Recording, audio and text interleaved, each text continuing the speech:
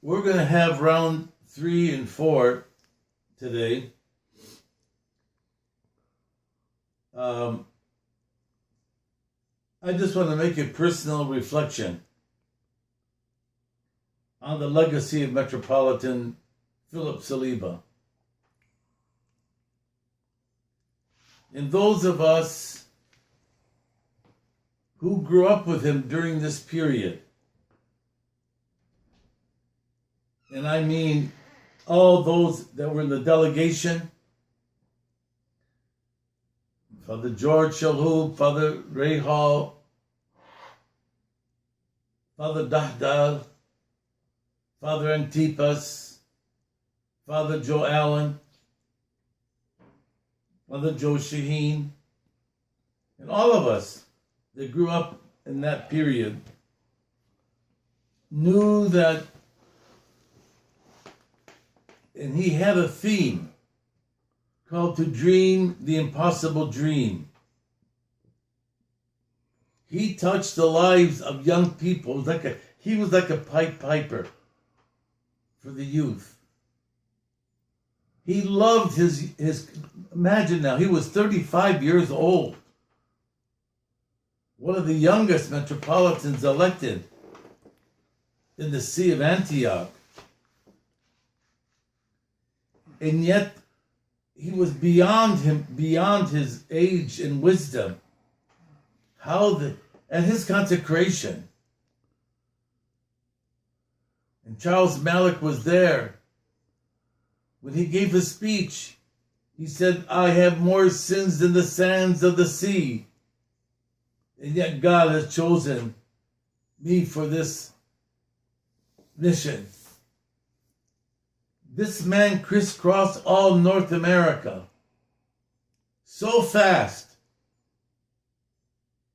Every church, every mission, that at a young age he had a heart attack. But that did not stop him. Dr. Gene Safey was his doctor. And all of us that worked with him and that loved him supported his every endeavor. I mean, the youth movement, the Antiochian village, the Order of St. Ignatius of Antioch, the Antiochian women. He completely changed the face of Orthodoxy in a very brief period. And with the reception of the evangelicals in the 80s, when everyone else turned him away, Philip Saliba said, "Come home." And with Michael Shaheen, to heal the division between Toledo Archdiocese and the New York Archdiocese. And I was very much a part of that. He said that he would always say to Michael Shaheen, "You are the bishop who said yes." He said yes to unity.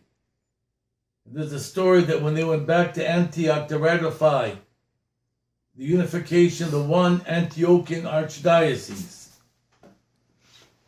one of the metropolitans, Epifanio Zayed, who had been a part of the division, igniting this division between New York and North America, because he didn't like Bashir. He didn't like Bashir because Bashir didn't give him money. That wasn't Bashir's métier. He got up at the synod meeting and he started complaining and chastising Philip and Shaheen. And Patriarch Ignatius, with that big heart of his, stood up and he said, instead of complaining and criticizing, we ought to throw them a banquet full of roses, that they united our children in North America into one united archdiocese, something that has never happened in the Antiochian church. I spent a lot of time with Sayyidina Philip. I would go and spend days, evenings at the Archdiocese. I remember when I was writing the book, Ancient Church on New Shores, Antioch in North America, I would go and I would read my chapters to Sayyid. He wanted me to read to him. And I told him at the time, you missed your calling, you should have been an editor. Because he would pick up a wrong punctuation mark. I mean, it was really funny. We spent countless hours working on the order of St. Ignatius of Antioch. In all his endeavors,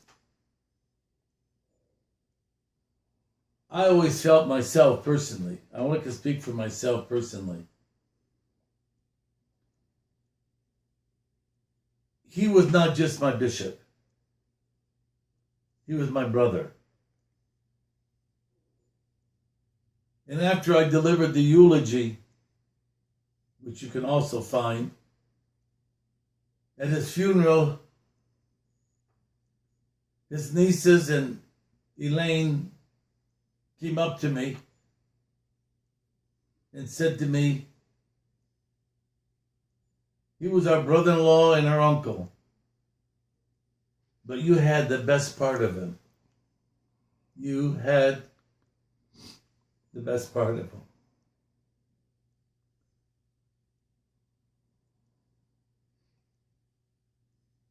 He was a giant. He had his foibles. But there's one thing special about Sayyidina Philip. One, he never held a grudge. He had strong opinions. But boy, did he love his clergy. And he protected them and do everything within the limits of his power, unless they did something so awful he couldn't, to take care of his priests and their families. I remember when I went to Chicago to start the Second Pan-Orthodox Church in America in the 60s, and he was newly consecrated. He had no treasury. He had nothing. I will never forget this as long as I live. Every single month, until my kids graduated, he sent a check from his personal account. At first, it was to support us till we got on our feet. And then later, he loved the kids so much, he wanted to support their education.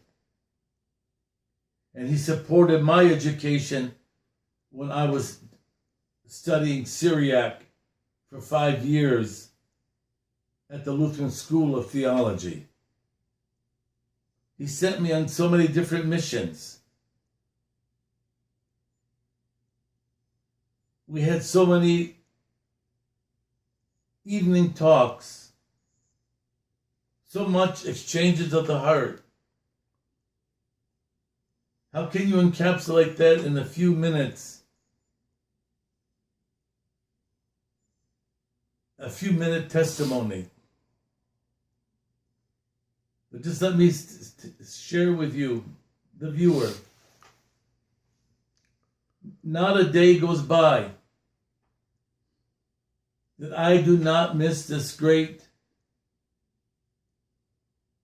churchman who knew how it was to ignite the fire of faith in North American businessmen of the Antiochian faith, and the women, and the little children, and the youth of America. He put Antiochian Orthodoxy on the map. He brought the patriarchs to this North American country to show him, so that Elias IV, before he left, he looked at Philip Saliba, and to all of us, he said, you are Antioch, and Antioch is you. Because Philip Saliba wrapped us up in the history of Antioch with love, with faith, and humility. And may his memory ever be eternal. In the next section, we have a surprise for you about Sayyidina Philip Saliba, a churchman beyond peers. Bless his soul.